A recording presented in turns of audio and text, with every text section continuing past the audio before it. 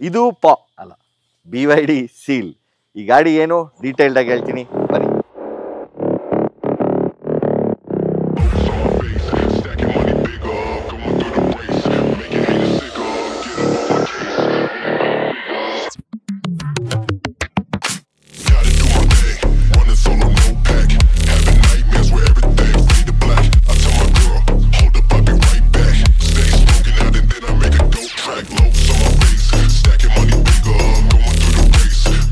BYD ಅಂದರೆ build your dreams. ಇದೊಂದು Chinese brand, ನಿಮಗೆಲ್ಲ ಗೊತ್ತು. 2021ನಲ್ಲಿ ಇಂಡಿಯಾಗೆ ಬಂದರು. E6 ಅನ್ನೋ ಒಂದು MPV ಜೊತೆ, ಸ್ವಲ್ಪ ಇನೋವಾ ಟೈಪೇ ಇತ್ತು, ಆದರೆ ಲಾಸ್ಟ್ ರೋ ಆಫ್ ಸೀಟ್ಸ್ ಇರಲಿಲ್ಲ, ಫುಲ್ಲಿ ಎಲೆಕ್ಟ್ರಿಕ್ ಇತ್ತು. ಅದರ ರೆಸ್ಪಾನ್ಸು ಡೀಸೆಂಟ್ ಆಗಿತ್ತು. ಕಮರ್ಷಿಯಲ್ ವೆಹಿಕಲ್ಸಿಗೆ ಮಾತ್ರ ಸೇಲ್ ಮಾಡ್ತಿದ್ದು, ಅಂದರೆ ಯೆಲ್ಲೋ ಬೋರ್ಡ್. ಈಗ 2021ನಲ್ಲಿ ಅದನ್ನು ಪ್ರೈವೇಟ್ ಬಯರ್ಸ್ಗೂ ಕೂಡ ಸೆಲ್ ಮಾಡೋಕ್ಕೆ ಶುರು ಮಾಡಿದ್ರು. ಜೊತೆಯಲ್ಲೇ ಒಂದು ಆಟೋ 3 SUV ಬಿಟ್ಟರು. ಒಳಗಡೆ ಅಂತೂ ಫುಲ್ ಏವಿಯೇಷನ್ ಸ್ಟೈಲ್ ಕಾಕ್ಪಿಟ್ ಇತ್ತು, ಎಲ್ಲ ಹ್ಯಾಂಡಲ್ಸ್ ಆಗಲಿ ಎಲ್ಲ ಸಖತ್ತಾಗಿತ್ತು ನೋಡೋಕ್ಕೆ.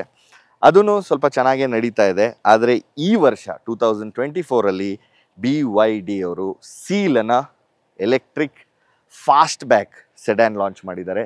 ಇದು ಒಂದು ಓಷನ್ ಏಸ್ಥೆಟಿಕ್ಸ್, ಅಂದರೆ ಆ ಓಷನ್ನಲ್ಲಿ ವೇವ್ಸ್ ಹೇಗೆ ಬರುತ್ತೆ ಅದ್ರ ಇನ್ಸ್ಪೈರ್ಡ್ ಡಿಸೈನ್ ಅನಿಸುತ್ತೆ.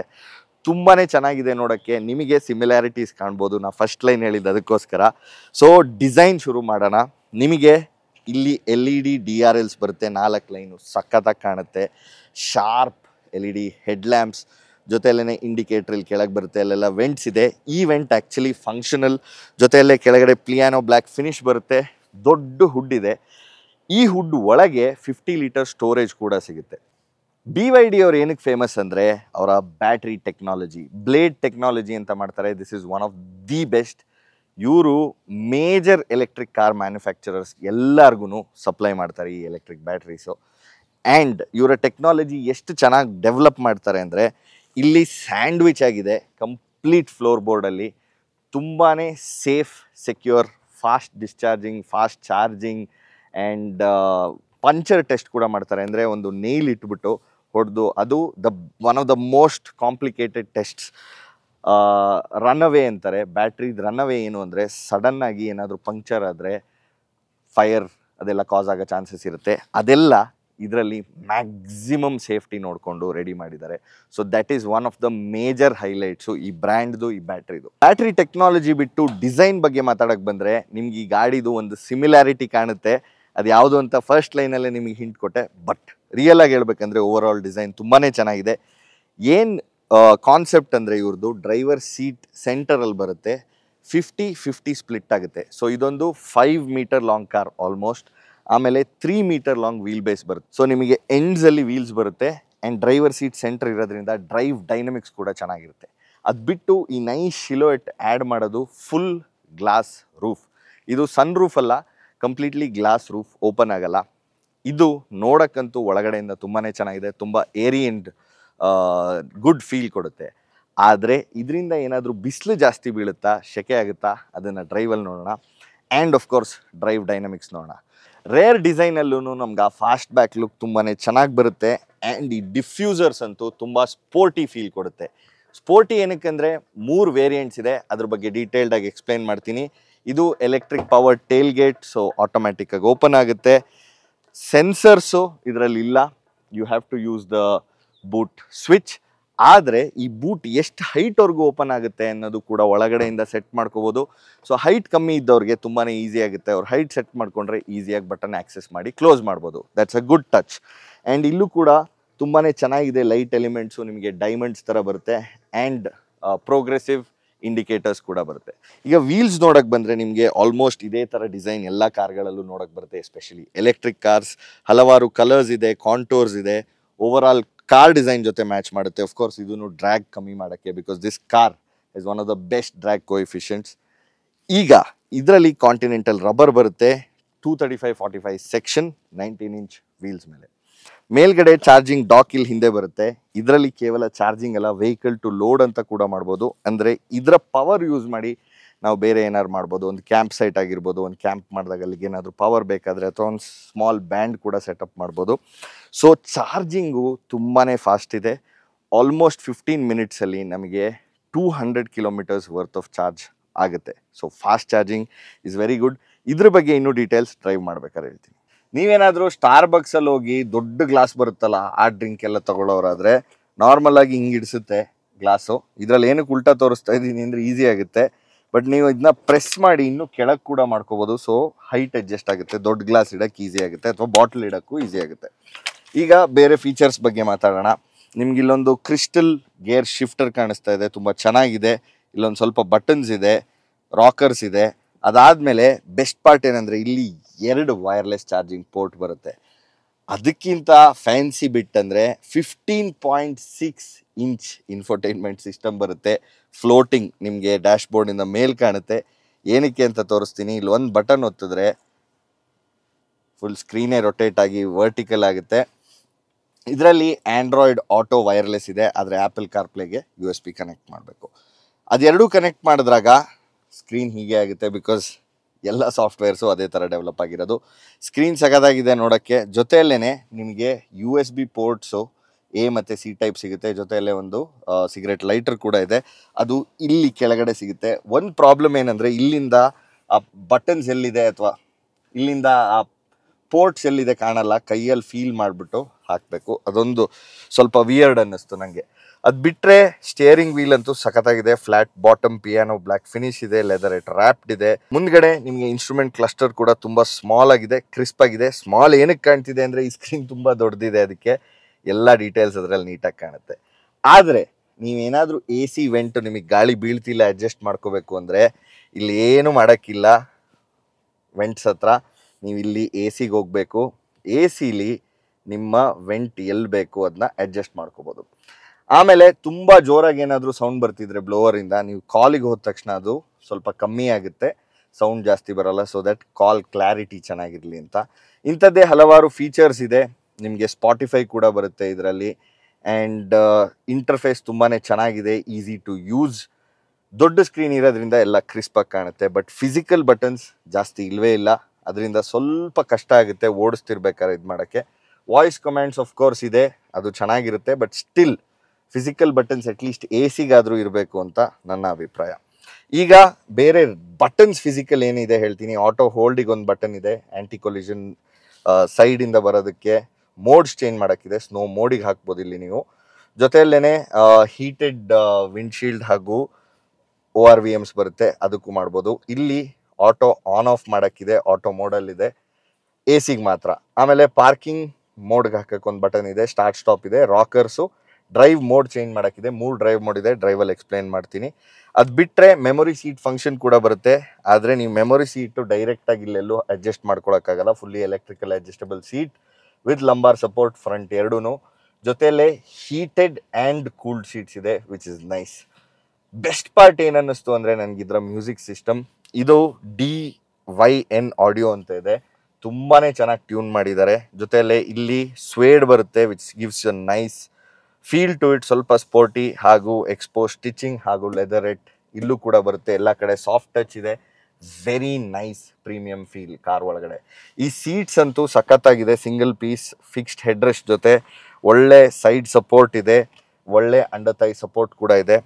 The front seat experience is amazing. ಹಿಂದ್ಗಡೆ ಸೀಟಲ್ಲಿ ಹತ್ತಕ್ಕೆ ಇಳಿಯೋಕ್ಕೆ ತುಂಬಾ ಈಸಿ ಇದೆ. ಸ್ವಲ್ಪ ಲೋ ಅನಿಸುತ್ತೆ ಸೀಟು. ಅಂಡರ್ ಥೈ ಸಪೋರ್ಟ್ ಹೀಗೆ ಸ್ಟ್ರೈಟ್ ಕೂತಾಗ ಕಮ್ಮಿ ಅನಿಸುತ್ತೆ. ಕಾಲು ಸ್ಟ್ರೆಚ್ ಮಾಡಿ ಕೂತ್ಕೋಬೋದು. ಇಲ್ಲಿ ಫೋನಿಗೆ ಪಾಕೆಟ್ಸ್ ಇದೆ, ದೊಡ್ಡ ಪಾಕೆಟ್ ಇದೆ. ಈ ಸೀಟು ತುಂಬ ಸ್ಪೋರ್ಟಿ ಆಗಿದೆ, ಚೆನ್ನಾಗಿ ಕಾಣುತ್ತೆ. ಇಲ್ಲೂ ಎಲ್ಲ ಟಚ್ ಫಿನಿಶ್ ಮೆಟೀರಿಯಲ್ಸ್ ತುಂಬಾ ಚೆನ್ನಾಗಿದೆ.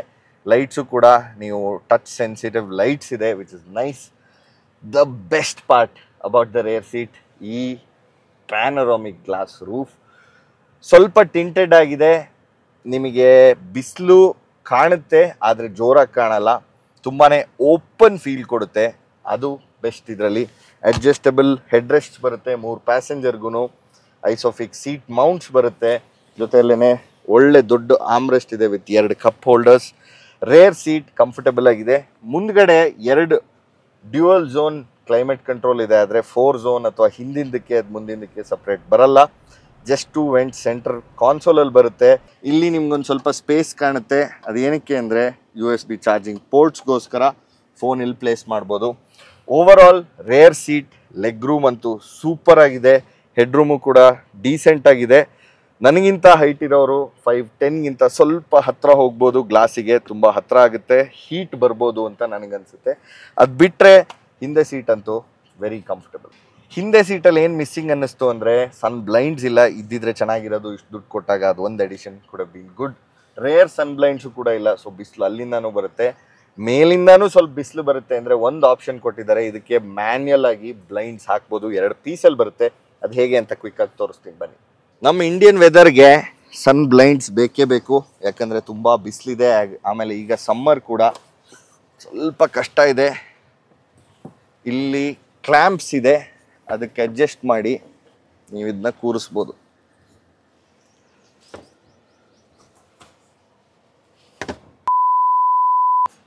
ಒಂದಾಯಿತು, ಇನ್ನೊಂದು. One eternity later.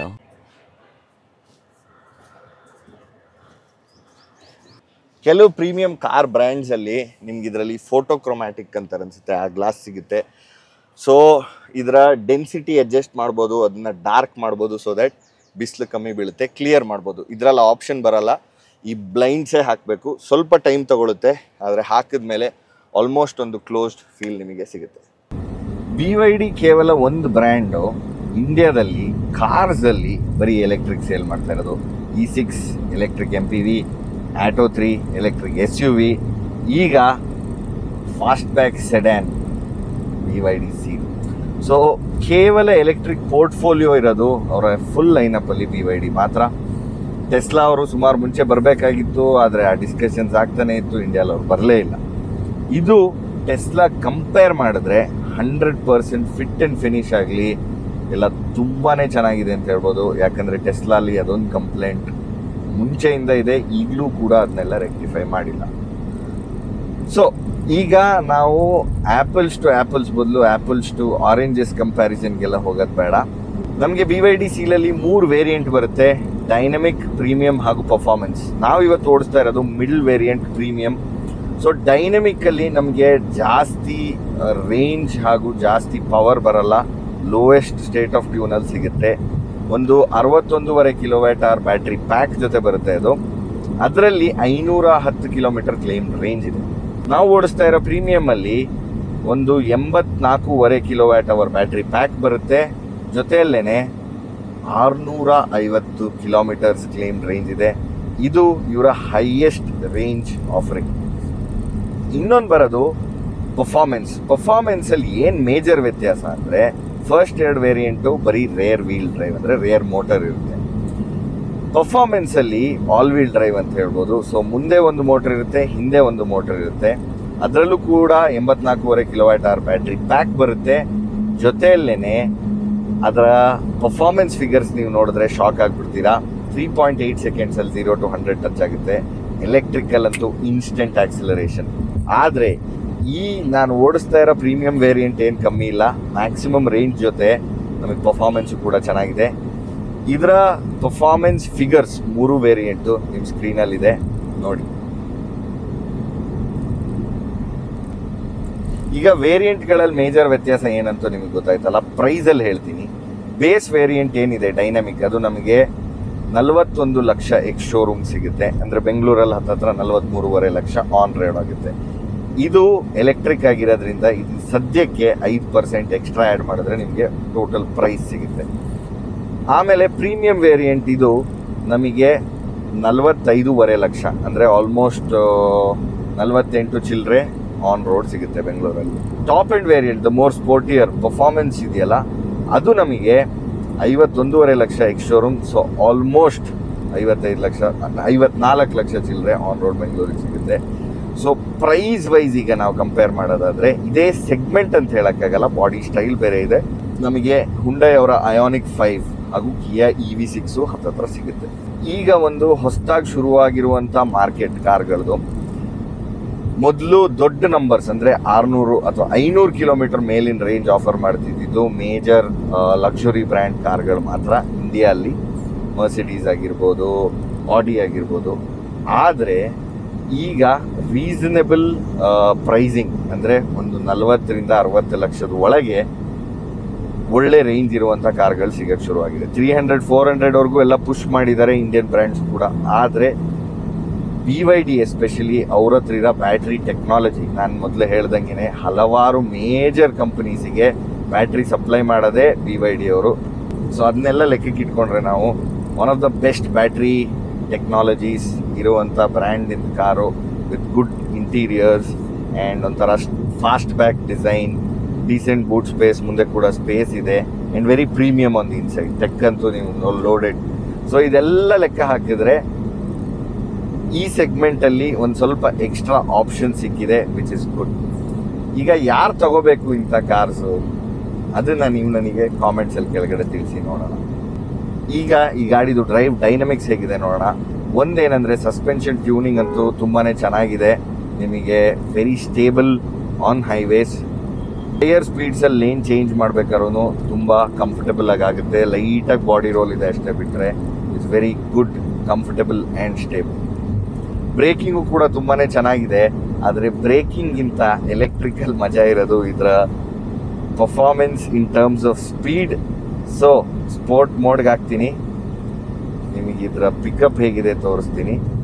ಸ್ಟೇರಿಂಗ್ ಹಾಗೂ ಬ್ರೇಕ್ದು ಕೂಡ ಸ್ವಲ್ಪ ಸೆಟ್ಟಿಂಗ್ಸ್ ಚೇಂಜ್ ಮಾಡ್ಬೋದು ಇದರಲ್ಲಿ. ಸ್ಟೇರಿಂಗ್ ವೆಯ್ಟ್ ಆಗಿರ್ಬೋದು, ಇಲ್ಲಾಂದರೆ ಬ್ರೇಕಿಂಗ್ ಡಿಸ್ಟೆನ್ಸ್ ನೀವು ಕಮ್ಮಿ ಮಾಡ್ಕೋಬೋದು ಸ್ಪೋರ್ಟ್ ಮೋಡಲ್ಲಿ ಇಟ್ಟರೆ. ಅದರದ್ದು ಆಪ್ಷನ್ ಇದೆ. ಸ್ವಲ್ಪ ಖಾಲಿ ಸ್ಟ್ರೆಚ್ ಸಿಕ್ಕಿದಾಗ I will show you how this pulls away so quickly. Okay, let's do it.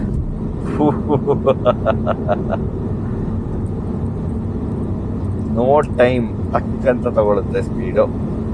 So that is one bit that is fun in electric cars. ನಿಮಗೆ ಹಲವಾರು ADAS ಫೀಚರ್ಸ್ ಕೂಡ ಬರುತ್ತೆ. Adaptive cruise control, blind spot assist ಆಗಿರ್ಬೋದು, reverse ಪಾರ್ಕಿಂಗಿಂದ ತೆಗಿಬೇಕಾದ್ರೆ blind view monitor ಆಗಿರ್ಬೋದು, ಅಂಥದ್ದು ಸುಮಾರು ಫೀಚರ್ಸ್ ಬರುತ್ತೆ. ಆ್ಯಂಡ್ ಇದರ 360 ಡಿಗ್ರಿ ಕ್ಯಾಮ್ರಾ ಇಷ್ಟು ದೊಡ್ಡ ಸ್ಕ್ರೀನಲ್ಲೂ ಕೂಡ ನೀಟಾಗಿ ಕಾಣುತ್ತೆ. ಪಾರ್ಕಿಂಗ್ ಎಲ್ಲ ಮಾಡಬೇಕಾದ್ರೆ ತುಂಬಾ ಈಸಿ. ಗಾಡಿ ಒಂದು ಸ್ವಲ್ಪ ಉದ್ದ ಇದೆ ಅಂತ ಫೀಲ್ ಆಗುತ್ತೆ, ಆದರೆ ಈ ಅಸಿಸ್ಟೆನ್ಸ್ ಜೊತೆ ಆರಾಮಾಗಿ ಓಡಿಸ್ಬೋದು. ಸೊ ಈಗ ಅಡ್ಯಾಪ್ಟಿವ್ ಕ್ರೂಸ್ ಕಂಟ್ರೋಲ್ ಆನ್ ಮಾಡಿದ್ದೀನಿ ಗಾಡಿದು, ಜೊತೆಯಲ್ಲಿ ಲೇನ್ ಕೀಪ್ ಅಸಿಸ್ಟ್ ಆನ್ ಮಾಡಿದ್ದೀನಿ. ನೋಡೋಣ ಹೇಗೆ ಹೋಗುತ್ತೆ. 80 ಇಟ್ಟಿದ್ದೀನಿ. ಈ ರೋಡಿನ ಸ್ಪೀಡ್ ಲಿಮಿಟಲ್ಲಿ ನೀವು ನೋಡ್ಬೋದು. ಸೊ 80ಲೇ ಮೇಂಟೈನ್ ಆಗ್ತಾ ಹೋಗುತ್ತೆ. ಮಾರ್ಕರ್ಸ್ ತುಂಬ ಕ್ಲಿಯರ್ ಇಲ್ಲ, ಬಟ್ ಸ್ಟಿಲ್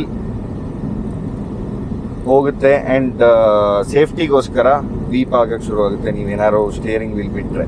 ನೋಡಿ, ಈಗ ಲೆಫ್ಟ್ ಇದೆ, ಲೆಫ್ಟಿಗೆ ತಿರುಗುತ್ತೆ. ಎಸ್,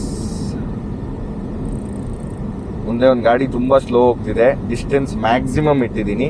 ಸೊ ಆ ಗಾಡಿನ ನೋಡಿಕೊಂಡು ಇದೇ ಸ್ಪೀಡ್ ಕಮ್ಮಿ ಮಾಡ್ತಾ ಇದೆ. 48, 47 ಹೋಗ್ತಾ ಇದೆ. ಸೊ ಆಟೋಮ್ಯಾಟಿಕ್ಕಾಗಿ ಇದೇ ಸ್ಪೀಡ್ ಕಮ್ಮಿ ಮಾಡ್ತು. ನಾನೇನು ಒತ್ತುತ್ತಿಲ್ಲ, ಕಾಲು ಕೈಯಲ್ಲೂ ಏನು ಕಂಟ್ರೋಲ್ ಮಾಡ್ತಿಲ್ಲ. ಸೊ ಈಗ ನಾನೇನಾದರೂ ಲೇನ್ ಶಿಫ್ಟ್ ಮಾಡ್ಬೇಕಂದ್ರೂ, ಗಾಡಿ ಬರ್ತಾ ಇದೆ ಹೋಗಲಿ, ಲೇನ್ ಶಿಫ್ಟ್ ಮಾಡ್ಬೇಕಂದ್ರೂ ಈಗ ಎಳೆದ್ರು ವೈಬ್ರೇಟ್ ಆಗುತ್ತೆ. ಸೊ ನಾನು ಇಂಡಿಕೇಟರ್ ಹಾಕಿ ಸ್ವಲ್ಪ ಥ್ರಾಟ್ಲ್ ಕೊಟ್ಟೆ ಅಂದ್ಕೊಳ್ಳಿ, ಹೋಗಕ್ಕೆ ಸ್ಟಾರ್ಟ್ ಆಯಿತು. ಬಟ್ ಸ್ಟಿಲ್ ಬಿಕಾಸ್ ನಾನು ಇದೆಲ್ಲ ಆನ್ ಮಾಡಿದ್ದೀನಿ, ಅಡ್ಯಾಪ್ಟಿವ್ ಕ್ರೂಸ್ ಕಂಟ್ರೋಲ್, ಆಕ್ಸಿಲರೇಟರ್ ಬಿಟ್ಟರೆ ಮುಂದಿನ ಗಾಡಿ ಏನಿದೆ ಸ್ಪೀಡು ಅದಕ್ಕೆ ಅಡ್ಜಸ್ಟ್ ಆಗುತ್ತೆ.